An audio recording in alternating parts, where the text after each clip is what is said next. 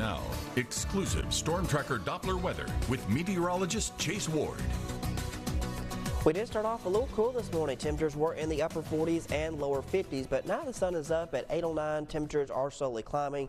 We're not tracking anything as far as rainfall on Doppler radar, but there have been a few passing clouds just down to our southwest, and there's already some activities popping up across portions of northern Texas, as we do have two upper-level systems, one across the Ohio River Valley, and then another low-pressure system across the desert southwest, both kind of working together a little bit to spark up an unsettled light pattern that's going to be starting across northern Texas, and that will translate into the Arklamas later on tomorrow and looking to be like that throughout the remainder of this week.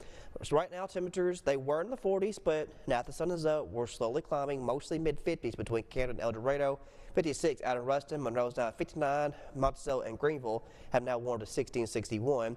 Dew points, they're also right there alongside the temperature. There's still some moisture here at the surface. We're going to see a plume of moisture further aloft as well from the southwest, as we'll see more cloud cover increase through late tonight. But right now the winds are currently calm between 3 and 7 miles per hour between Greenville and Monticello. Bust up forecast, all clear this morning, just a little bit on the cooler side. Then by this afternoon, we warm up quite nicely, mid to upper 70s, and probably topping off near 80 for our daytime highs. If you got any outdoor plans, it is Cinco de Mayo.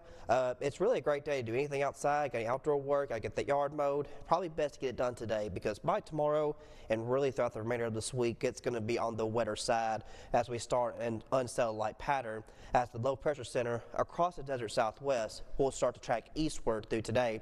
We will see the rain and thunderstorms develop ahead of it, mostly widespread activity across Oklahoma and Texas, and there is an isolated severe threat ahead of the system for Tuesday afternoon into going into Tuesday evening, but these storms will probably get prolonged near the system as it stalls across our area, which could lead to potential for some flash flooding for us as we go into early Wednesday. So there is a marginal risk for severe weather, mostly the greatest threat for the high winds and hail, mostly in eastern Texas, but can't be ruled out for part of the Arklamas, and we are looking to see excessive rainfall rates pushing as high as 3 to 4, some models pushing as high as near 5 inches. So that's going to be really the main concern for these thunderstorms that develop. So we do have a moderate risk for a flood threat that does encompass the entire Arklamas for late Tuesday and early Wednesday.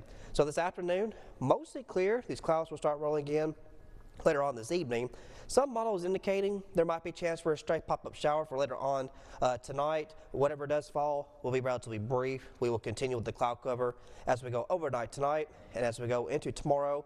Still mostly cloudy to kick off the Tuesday, but once we head into the afternoon, that's when we start tracking these widespread shower thunderstorms where we'll have that isolated wind and hail threat. But with these storms still continuing through the late night hours going to early Wednesday, that's what's going to help to contribute to these excessive rainfall totals we could see into early Wednesday morning. So there's that flash flooding threat we could see.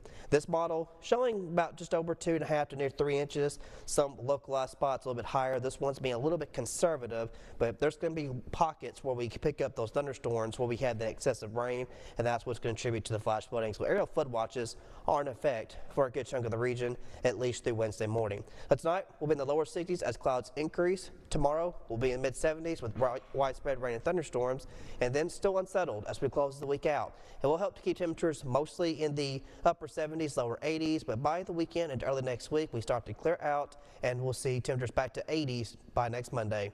Turn right back watching Fox 14 Morning News.